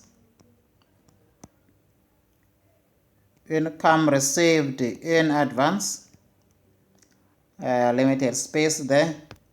Income received in advance. Another one is provision for credit losses. So these are the assets we have that I did make mention of them in the beginning, that these are the assets we'll be dealing with when it comes to the statement of financial position approach. Because in 2019 we made a loss, so the assessed loss gets to affect your statement of financial position in terms of the calculation of deferred tax. It affects our tax. So I made mention of this. Another one is the delivery vehicle, and another one is the assessed loss. 1, 2, 3, 4, 5. I'm just thinking of the other one that I have added. Yeah, then another one is the assessed loss. So now we need the year 2019 carrying value. carrying value in the year 2019. This is the very exciting one. In 2019, how much the cost of our assets that are in the business by the end of the year 2019. Now in 2019, we have assets that are in the business. In the year 2019, I'll just remind you of that. In 2019, we sold a motor vehicle that costed us 500,000 rands. So we are no longer interested in this motor vehicle. We are interested in the motor vehicles that have a cost of 220,000 rands and they are carrying value. So we need the carrying value for the asset that costs 220,000 rands. So how do we deal with that? We just use the 320,000 because these are the assets that are still in the business by the end of the year, which were bought on the 31st of August, 6 months before the end of the year 2018. So we just need their carrying values. So now to calculate the carrying values of these assets, how do we deal with that? We need to say 320,000 rands. We times by, let me just use my approach again. In 2018, the assets were in the business. In 2018, they were there for 6 months.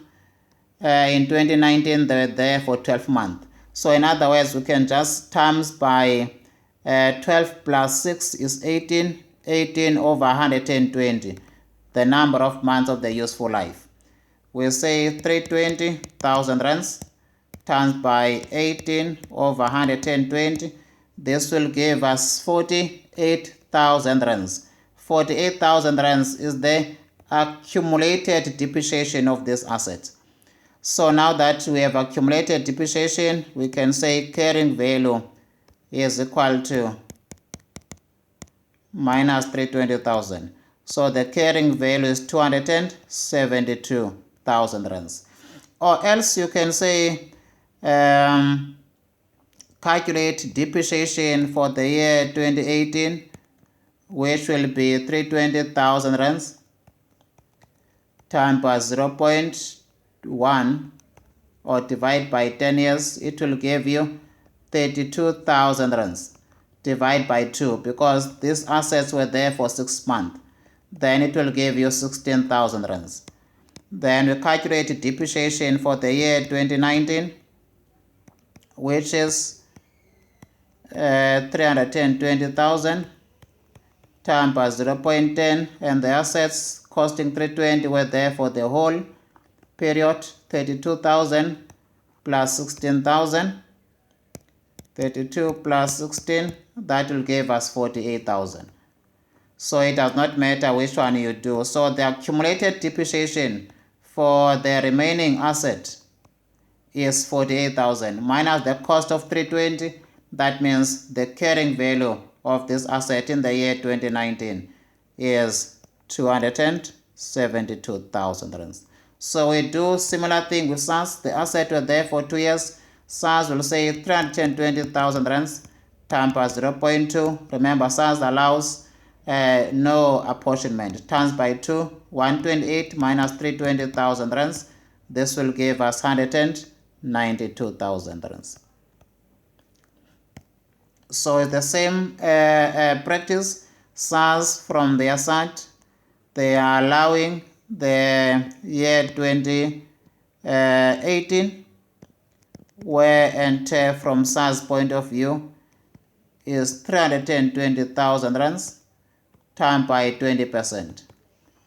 And SARS will say in the year 2019, 64,000. In the year 2020 or 2018, 2019, 64,000. 2019. That is where now the 128,000 come from. And we are doing the statement of financial position at the end of the year 2019. So now we have accumulated wear and tear. Then we say tax base of SARS is equal to cost price minus accumulated wear and tear. Cost price is 320, accumulated wear and tear 128. This will give you 192,000 rands. So we are done with that. Then we go to research cost. We don't have anything on our research cost from an accounting point of view, but the tax value of the research cost will be 15,000 rands from SARS point of view. Why I'm saying 15,000 rands? Remember, we're in 2019. The research cost for 2019 was 20,000, where our allowance for SARS was 5,000. So we said divide by 4, it gave us 5,000. So tax base or carrying value will be 20,000 rands minus 5,000 rands. This gives us 15,000 rands. That is the tax value when it comes to SARS. Assessed loss from SARS point of view, SARS is recognizing assessed loss in 2019 and it's 122,600. The assessed loss, there we do have it. Then we have prepaid expense. For us, we are recognizing prepaid expense of 70,000. Remember, this is an asset. SARS does not recognize this as an asset. It's zero from SARS point of view. Why? Because SARS recognized this as an expense in the year 2019. But for us, we recognize as an asset at the end of the year, expense in the following year. Income received in advance is the same thing. We are recognizing this income as an asset end of the year. But SARS is saying, I have recognized it as an income in this year. So from SARS point of view, is zero. Provision for credit losses. In 2019, we have 6,000 rands. And SARS is only allowing 1,200 rands.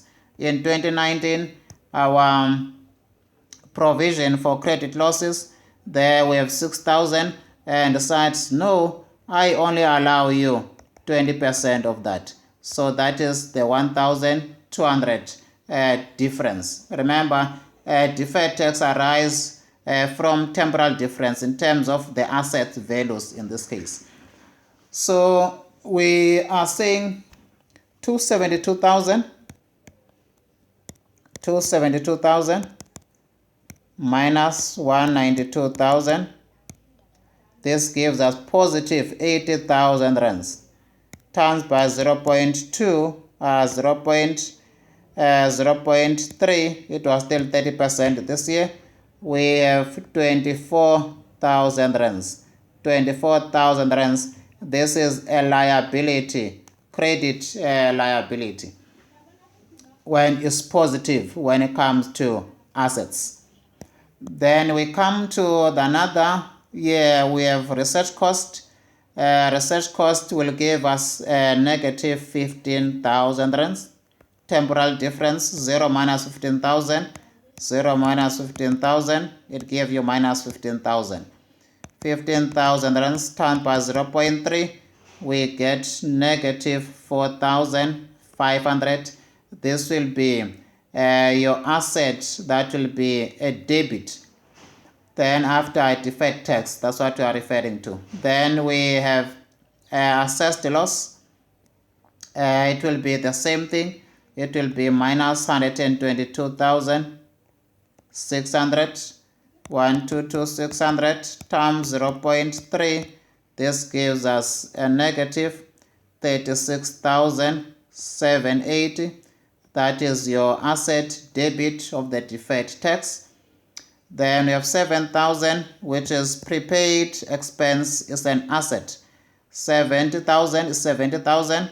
70,000 minus 0 will give you 70,000 positive. Times 0.3, that gives us 21,000 rands positive times 0. That is already done. We have 21,000, which is a deferred tax liability that will be credited.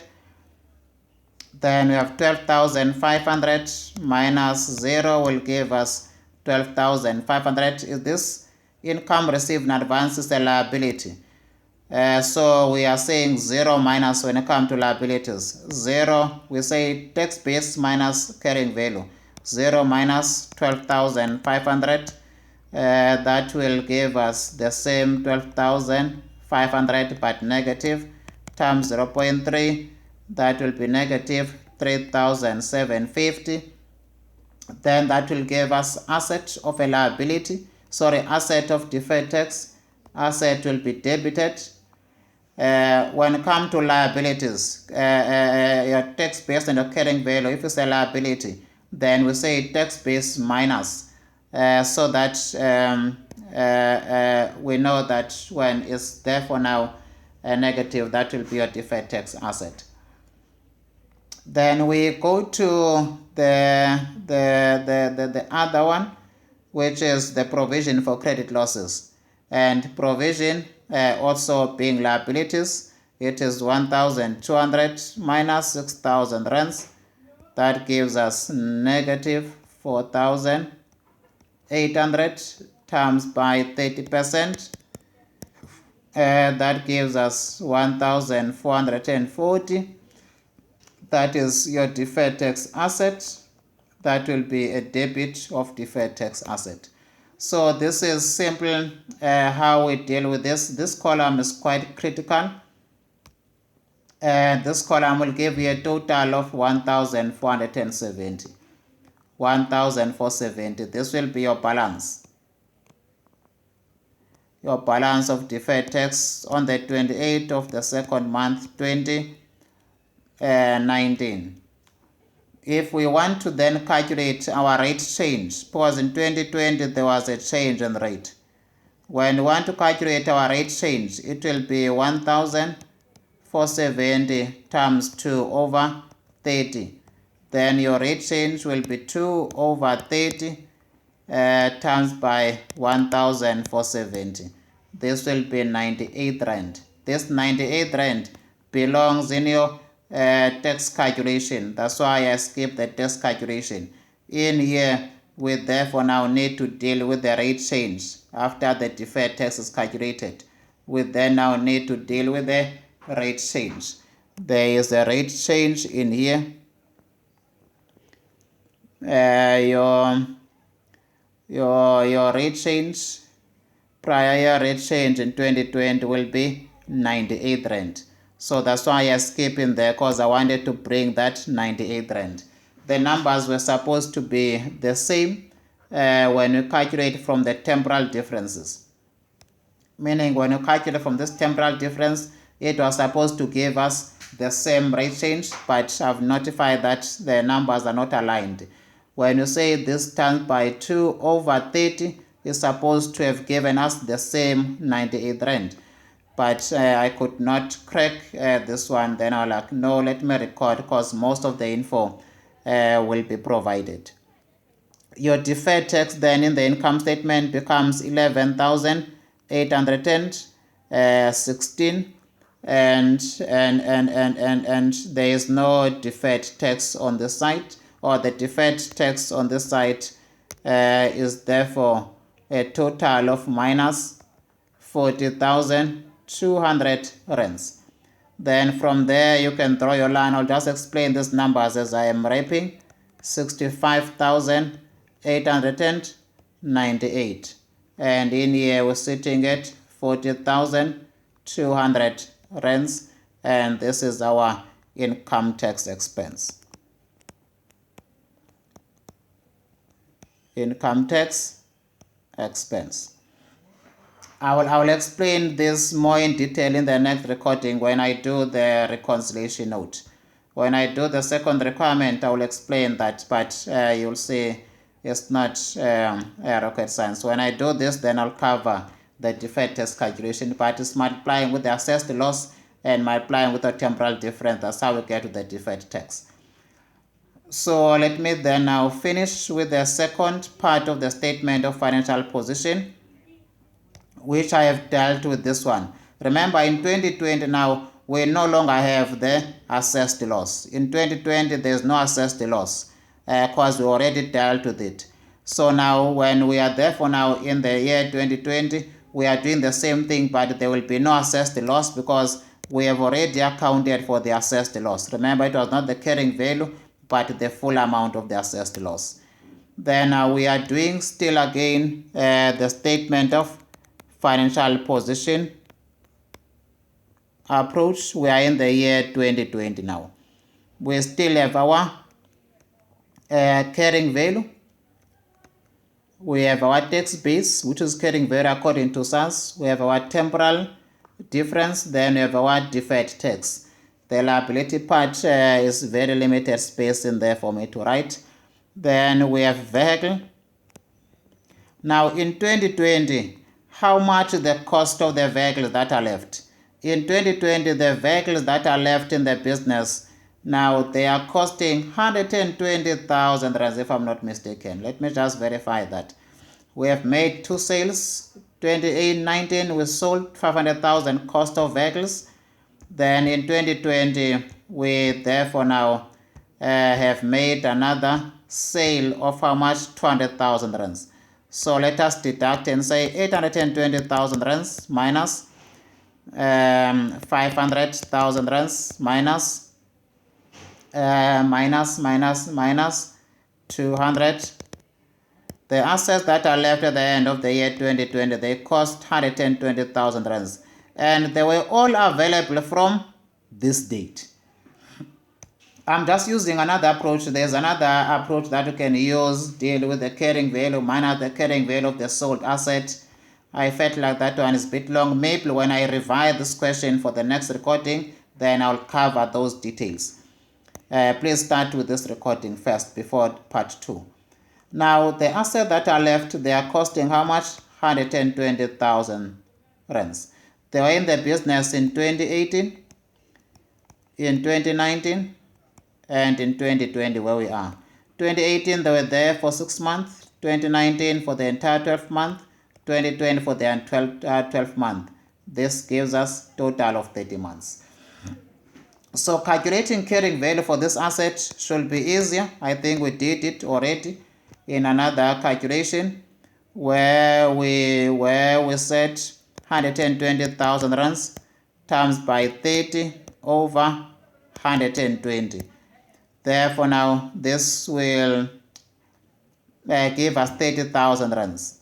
So we can now say cost price of 120,000 rands minus accumulated depreciation of 30,000 rands minus 30,000 rands, 120 minus 30,000 rands.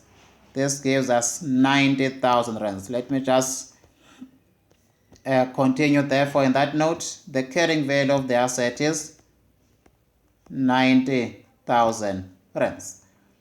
We can calculate depreciation if you want for each year.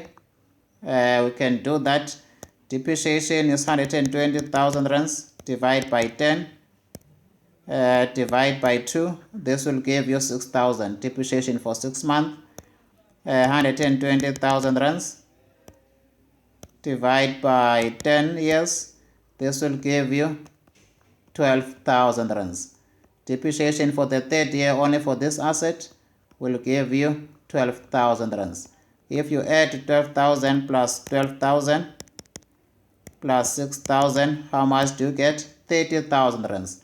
So the accumulated depreciation is 30,000 rands. They have calculated by saying 120 times by the number of months the asset has been in the business divided by the total useful life in months, which is 10 years times by 12 months, which is 120 months.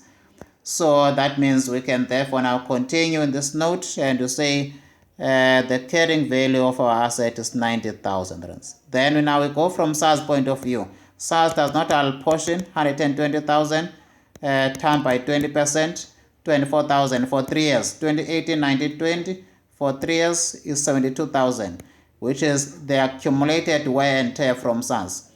Minus 120,000 rands. This will give us 48,000 rands. So now we can say 90,000 rands minus 48,000 rands. SARS temporal difference is 48,000 rands times by 0.28. Then we have 11,760. This is the liability to be credited.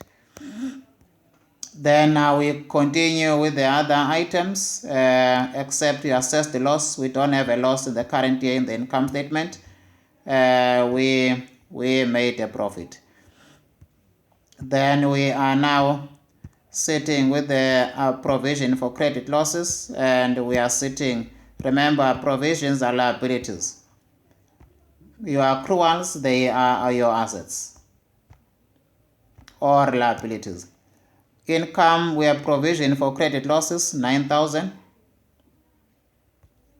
Provision for credit losses, 9,000. We have 9,000 rands. SARS is only allowing 1,800. We have income received in advance. The one we receive in advance, we recognize it. I remember income received in advance. Income received in advance is 25,000 rands. We're recognizing income received in advance as an asset, but SARS is saying no, I'm recognizing it as an income this year, so there's nothing from SARS. We don't do incomes there, we do assets or liabilities. Then there was prepaid expense. We have recognized prepaid expense at the end of the year on our side as 6,000. But SARS is saying, no, I've recognized it as an expense in the current year. So SARS expensed it, and we don't deal with expenses in here. So we'll have our 6,000 rands. There's still research cost, remember. We have research cost. On our side, we have recognized it as an expense. SARS will recognize 32,500. Let me verify that. I think I had done it either in my revision. I don't remember doing the calculation. We said allowance here is 4 years, 5,000. So the carrying value of this year, we said, is 15,000.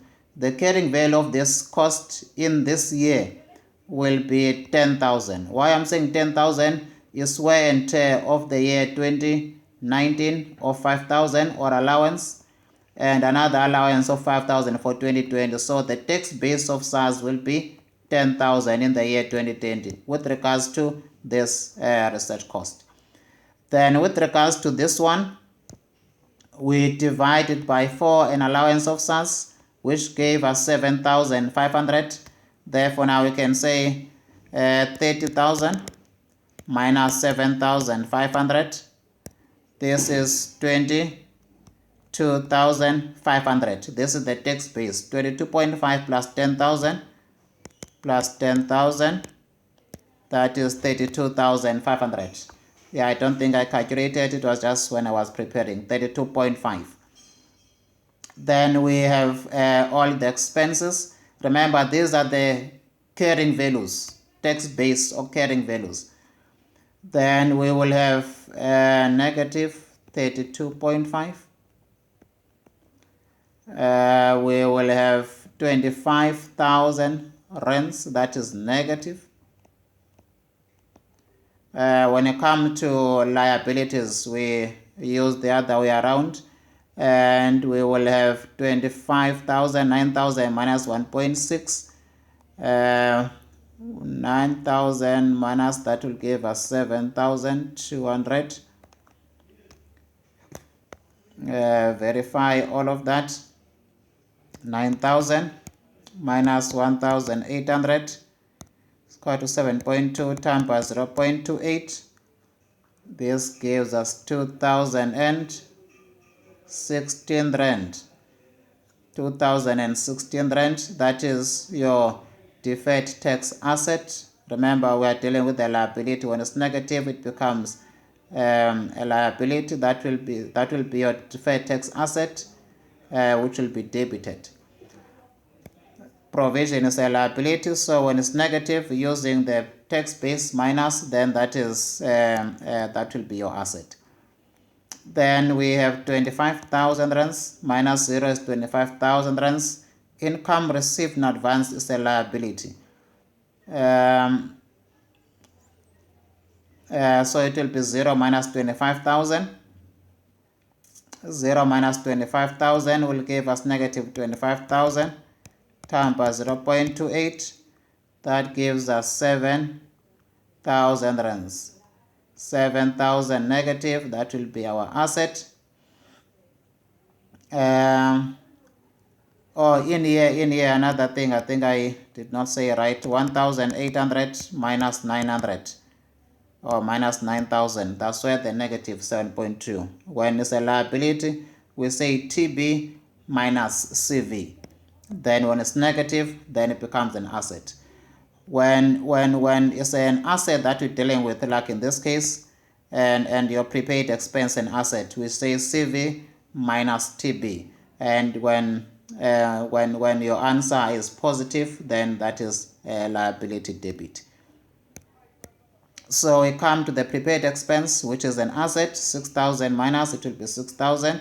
6,000 times by 0.28 will give us 1,680. That will be, it will give you 1,610. Or prepaid expense, let me just verify that. Prepaid expense is 60,000 or 6,000. So with the 60,000, it will be 16,800. 16,800.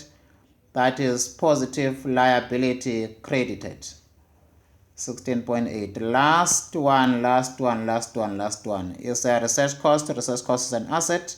We have 0 minus 32.5. That will give us negative 32.5 times 0.28. That is 9,100 negative. 9,100. This becomes an asset debit because we have research cost as an asset. So when it's negative, it becomes an asset that is debited. With those words, thank you very much. You can do your total in there. Your total will give you 10,444. That's all that I wanted to just wrap you with. I will still cover some of the dynamics when I am doing the other recording. With those words, brethren, thank you very much. 2 hours, 10 minutes. It's not the time that I anticipated. The next recording will come soon and very soon for the second requirement. Thanks. God be with you.